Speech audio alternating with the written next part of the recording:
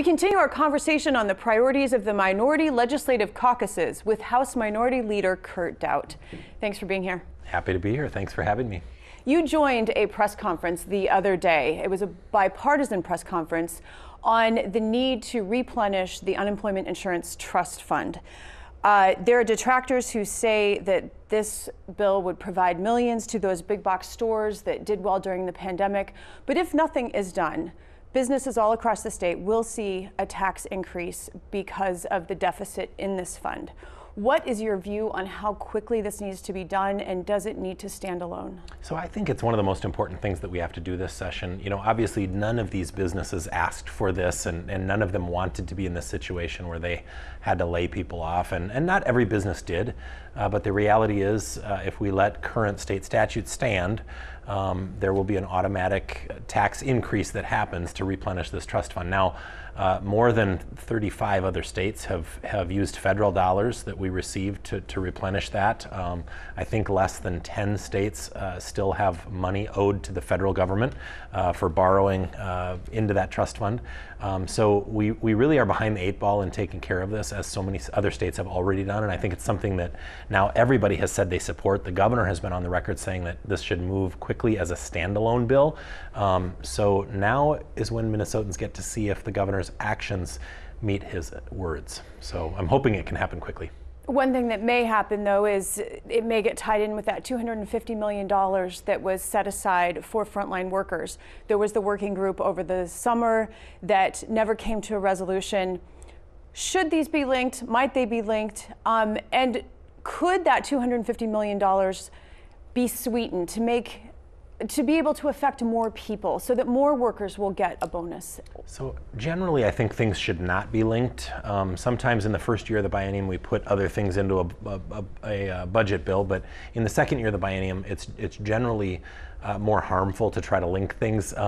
There was agreement on $250 million for frontline worker pay. That was the amount that the majority parties agreed to last session. If we can stick to that $250 million, we should just get that out the door and then talk about whether or not more is appropriate, rather than hold up that $250 million and hold up that agreement to try to, change the negotiations on it now. That could really hurt things, and it could hold other things up. So my recommendation would be, let's get the $250 million out the door. Let's get that agreed on quickly. That was already, the amount was already agreed on. Now let's just get the agreement on who it goes to, get it out quickly, and then move on and have a different conversation about whether more is appropriate. Now, as so many panels, legislative panels, and caucus priorities and press conferences, rising crime is of concern to everyone. There are a number of proposals in the Republican-led Senate and in the DFL House to address the issue. There's increasing staff, funding, recruitment, penalties on one side, on the other, providing funding for communities, teen programming, mental health, getting at the root causes of crime. Where does your caucus stand on what should be done to tackle this crime issue? I think generally we believe we should be tough on crime, which means more police officers, and it means holding criminals accountable. I think we have an internal study that we have just completed where we analyzed every violent conviction in the state during the year of 2019. So it would be a felony level crime, but a violent crime. And we looked at the sentencing for those, and I think it was 46%. The judges did a downward departure from the minimum sentencing guidelines. So we're not holding criminals accountable. We're going to find a way to kind of get that information out in a way that we can share it with the public a little more readily. But when we talk about that with people, they're just shocked. When you think about the fact that Minneapolis is down maybe as much as 40% in their police officers right now, and we have violent crimes happening every day, almost becoming the norm. This is not a world that we should get used to. We need to put more officers on the street. I think what we need to do as a legislature is probably provide incentives for potential candidates to go into those educational pathways to get to become a licensed officer in the state of Minnesota. So if that means paying for their 2-year college or whatever it takes, we probably need to put those incentives in place. So more police officers and being more strict when people do commit crimes, we think will help. You've talked for many years about the importance of removing the tax on Social Security income. DFLers are quick to point out that not everyone pays the tax, only the higher income earners pay that tax on Social Security. But regardless, removing a tax on Social Security would have budget implications in future years. The state is sitting on a surplus right now, but can the state afford that sort of ongoing lack of revenue coming in? Well, it's an interesting issue. Democrats are not being completely honest when they say that not everybody pays it. The reality is Social Security income is taxable income for everyone. Now, some people don't have enough income across the board and they fall below a threshold where they end up not paying tax. But the reality is if they make more money anywhere else, that does become taxable income. And we're one of only 13 states that taxes Social Security income. I always say we can't rely on just our weather to keep our seniors here in Minnesota anymore. And we're literally paying people to go to tax-free states, state income tax-free states like Florida. And people are doing it.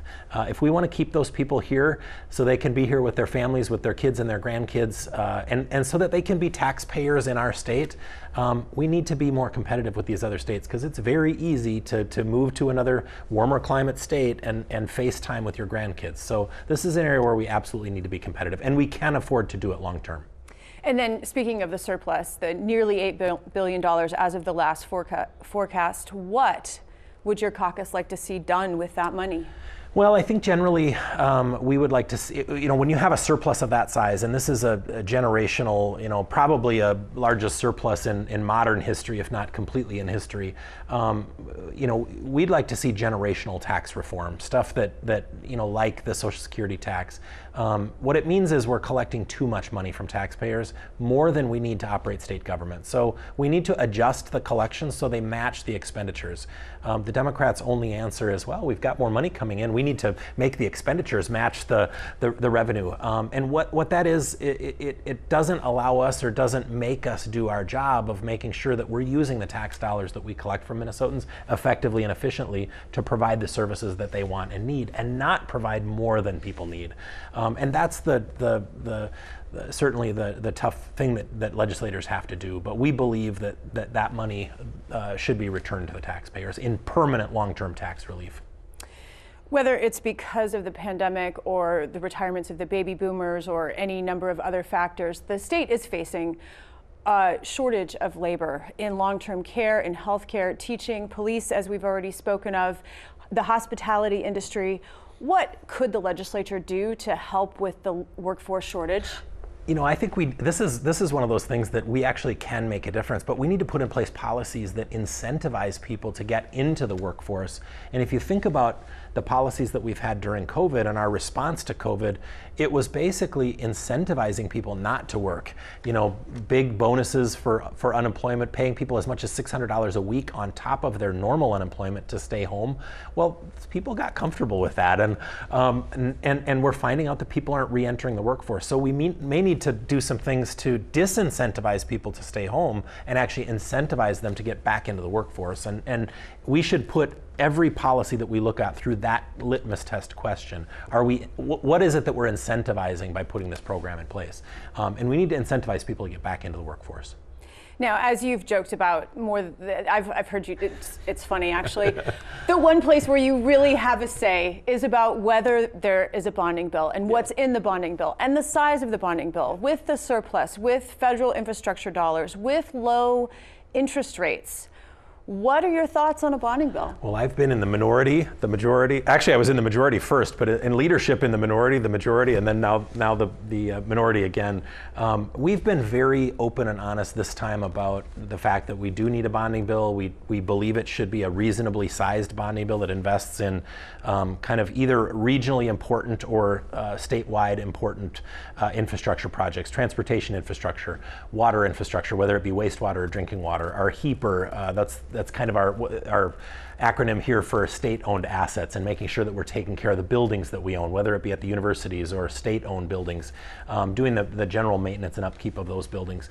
I could see something in that $1.4 billion range of GO bonding. That's kind of what we did 2 years ago, and I think something that people would be comfortable with.